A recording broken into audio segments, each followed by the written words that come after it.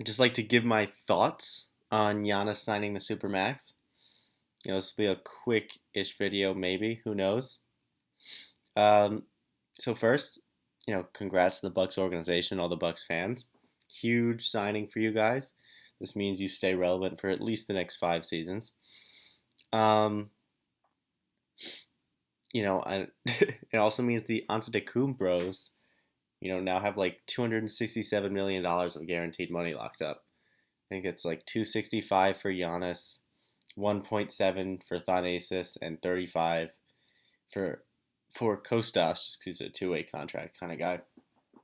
And that's just guaranteed. Kostas' number is probably gonna be a little bit higher than that, but I think it's like a minimum 35. Anyway, um, so first let me talk about why this is good for the Bucks, because it is. I mean, you're re-signing the back-to-back MVP. Probably one of the 2 or 3 best defensive players in the game when it matters the most. I mean, I guess you can say like Kawhi, Gobert, and AD are better, but you know, you could also say that Giannis is the best. You can kind of put him anywhere in that category. Um, Offensively, he's great as well. Efficient. He gets offensive rebounds. He kind of spreads the ball a little bit. He's not a great passer yet, but with time, he should continue to improve. I mean, I think he's still under 26, so he hasn't hit his prime yet. There's no reason to think he won't continue to get better. His shot still looks whack. You'd really like to see him hitting more of his free throws. You'd like to see him at like small forward, power forward range rather than like center. Especially since he draws so many fouls. That's gonna make a point or two a difference a game if he can even shoot like average. That's an extra point and a half a game. Um, let's see. I mean, he's incredibly athletic. He's just a beast. He's one of the maybe 8 legit superstars in the NBA. My opinion. You got LeBron as the best player, and then you have AD, Steph, Harden, Kawhi, Giannis, Kevin Durant. Am I missing someone? LeBron, AD, Steph, Harden, Giannis, Kawhi, KD. No, and then also maybe Luka Doncic. But I think Doncic will prove that he is a superstar this year. I wouldn't quite put him there yet, just because this is the second year. I mean, he's clearly special. And, at this stage of his development, he's right there with, like, LeBron. So, he's a fantastic player. Anyway, now what this means for the Bucks. Means, they should be the favorite to come out the East. I know they kind of got destroyed by the Heat last year, and they haven't made any coaching changes that'll make you think that they will all of a sudden learn how to coach in the playoffs. But, Budenholzer, he seems to be a good regular season coach, or at least the Bucks' play style is hard to match up against in the regular season. So who knows? But their starting lineup of Drew, Giannis, Middleton, Lopez, and probably DiVincenzo. That's you can put that against any starting lineup in the NBA outside of the Lakers. I mean, they definitely can hold their own against the Lakers, but I'd still give the Lakers an edge. What else? It makes the Middleton contract worth it. Because, Middleton's a really good player. Most analytics have him as like a top 20 player in the NBA. But, 5 years, 177. If Giannis goes, I'm sure that contract looks way worse.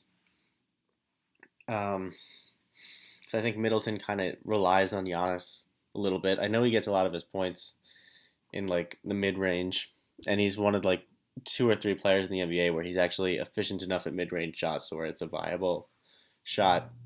But yeah, obviously you lost Bledsoe, you lost Hill, you lost Matthews, so those are all tough losses.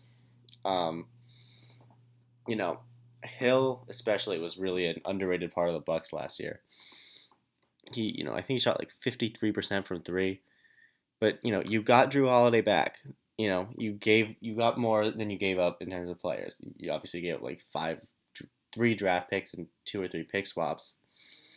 But the Bucks should be better because of that trade. They lost some depth, obviously, um, but it's still good for the team. Now who they got? They signed DJ Augustine. Pretty much it in terms of important players. I think I'm definitely missing someone. Um, but they should be the favorite to come out the East. Celtics got worse. Sixers probably got better. Um, Heat. I mean, I guess you could say they got better because their core is mostly young guys, and they're all, they should all theoretically improve, but you just don't know. Um, let's see.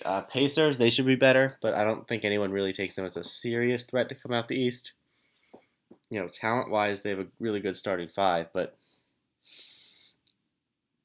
comparing it to other great teams, it's just hard to see where they stack up. The Nets, Nets obviously are getting KD back. Let's see how good he is. Achilles injuries are a bitch. Um, we shouldn't just assume that he's going to come back to being a top five player in the NBA right away. We're top six. Honestly, outside of LeBron, I feel like you can put any of those guys anywhere.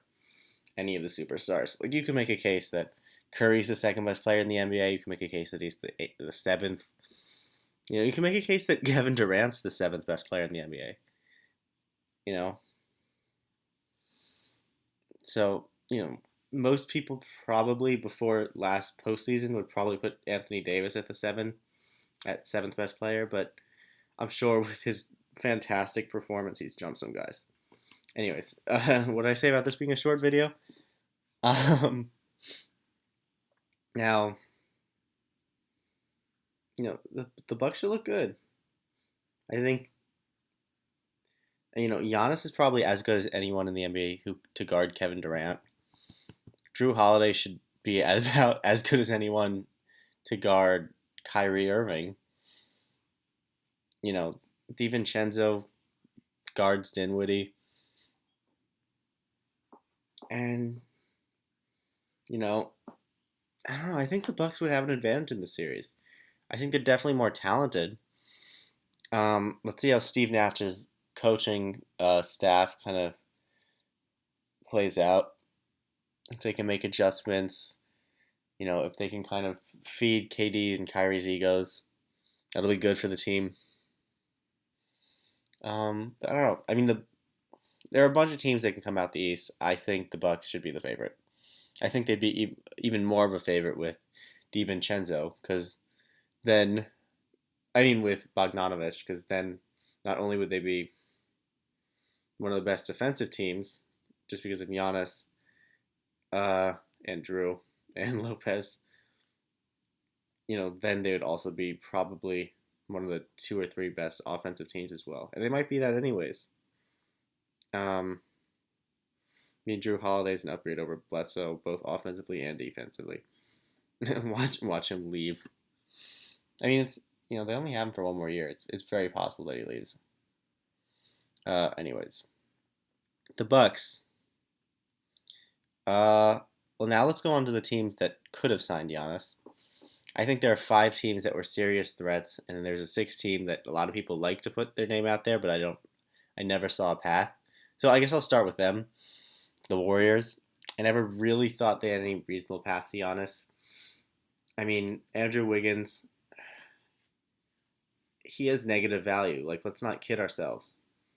Just because of the fancy branding and the fact that he has Warriors uniform doesn't change the fact that he's getting $30 million over the next 3 years, and he is like the worst volume shooter outside the paint in the NBA since he's joined the league.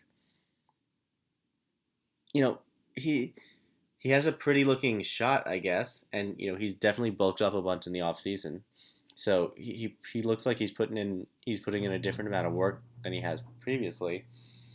But until we see the results, we can't assume that anybody wants to trade for him. And you know, there's no reason that the Bucks would want Wiggins or Draymond. Maybe Klay Thompson if they must get something for Giannis, but Klay Thompson probably has negative value too.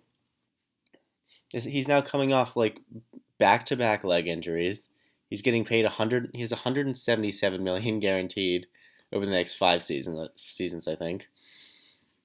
Klay Thompson probably has negative value if you really think about it. I wouldn't want his contract if I were a contender, and I had like Myers Leonard and like Jay Crowder, and I was trading cap holds for Klay Thompson. Then sure, I'd go for it. But as good as Klay Thompson is, like, he's not a superstar. He might not even be a star anymore. He probably is. I don't know. I mean, he looked great in the finals, but I don't know. It's just the Bucks would have no reason to want Klay Thompson, or to want Klay Thompson, to want Wiggins, or to want Draymond, and you need to get some of those guys involved in a sign-in trade. So yeah. Now the team I thought was the fifth biggest threat, the Raptors. I mean, Giannis is from Greece. You would think that playing in Toronto wouldn't be a turnoff like it would be other stars. He has a relationship with Masai Ujiri. Raptors are one of the best run organizations in sports. Van Vliet, Siakam, OG, they have some real talent. I'm a little lower on Van Vliet than a lot of other people are, because I just don't think he can play inside the three-point line super well. I think he's a threat when he can shoot it, but I feel like if you just play aggressive coverages, he's just not a great finisher. And you kind of saw that in the Celtics series last season. They were kind of able to take him out of the game by putting Jaylen Brown on him and just forcing him to come inside.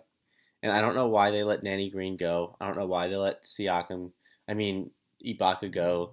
Even Gasol was kind of weird. I mean, at that price point. So I don't know. I mean, they definitely want a clean cap sheet, and part of that was to get Giannis.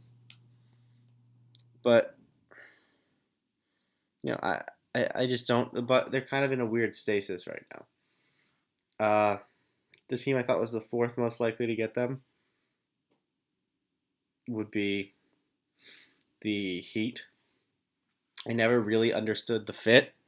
I know that they have that great culture and whatnot, but I feel like a lot of that was just Heat fans, creating this notion that Giannis would want to come there. I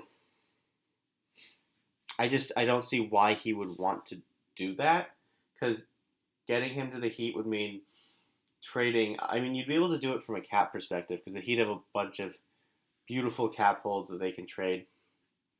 But from a basketball perspective, it just doesn't make too much sense, because that Butler and Adebayo are staying, but you have to give up Hero. You probably have to give up Duncan Robinson, maybe even Kendrick Nunn, and whoops, there goes all your shooting and all your guards, and so then you end up with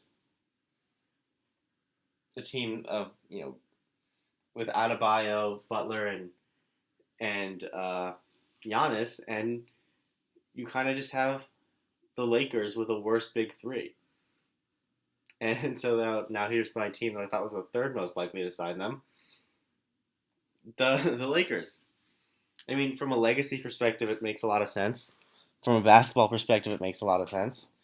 But, you'd run into similar problems with the Heat. Obviously, Lakers have LeBron. It's a huge draw. A lot of people think he's the GOAT, myself included. Although, I could be swayed either way, him or Jordan. I don't think there's anyone close to them. But, LeBron and AD can kind of shoot, but you can work that. You can know that could work against them. They could also not be good enough shooters to play around Giannis. Lakers would move heaven and earth to get Giannis if they had the opportunity. They'd be the team with three legitimate superstars on the team. And if everything worked out chemistry and play style wise, they could end up, with the proper role pieces being just as good as the Warriors were. Maybe this Lakers team with LeBron, Giannis, and AD would be the greatest team of all time. You just don't know. Probably not, because I think their offense would be not the strongest. I think they'd have the best defense in the league. But imagine a team with LeBron, AD, Giannis, and Dwight Howard as the starting lineup, and Alex Caruso. Like, Giannis, because Giannis can really guard 1 through 5. People say young LeBron could, and young LeBron could guard 1 through 4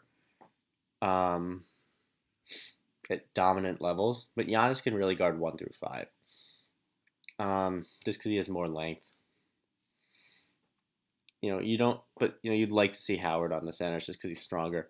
Anyways, like that lineup would legitimately give up 90 points a game in a league where scoring average is at like 107.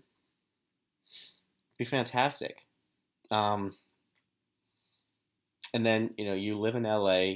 You trust that you can fill out the rest of the rotation.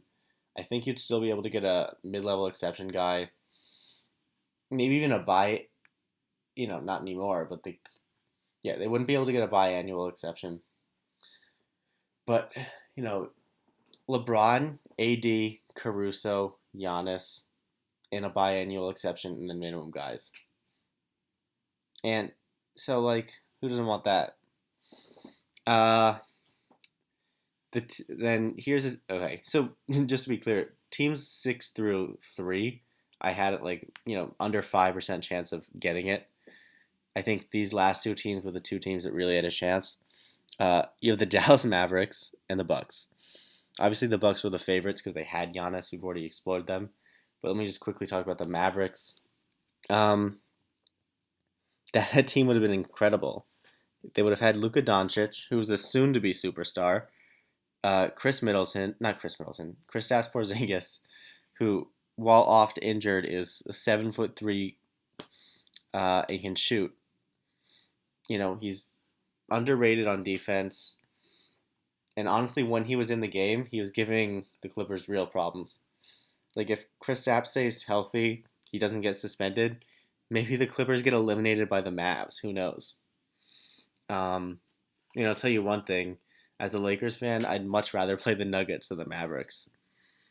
But yeah, you'd have had 3 guys under the age of 26, I believe, and they would have had a chance to be the best team in the NBA for the next 7 seasons. Cap-wise, it would have worked out. You could have filled out the roster still. Like, what would be stopping that Bucks team from signing like a Christian Wood with their extra cap space? It would have been ridiculous. Yeah, I mean, they would have been great, and then obviously he could have stayed with the Bucks. So it's gonna be a fun NBA season. I probably won't have time to watch the Lakers tonight, but we're only 6 days away from the start of the season. Yeah, it'll be a fun one. These are my thoughts. This video probably went way longer than I would have liked, but hopefully you guys enjoyed it.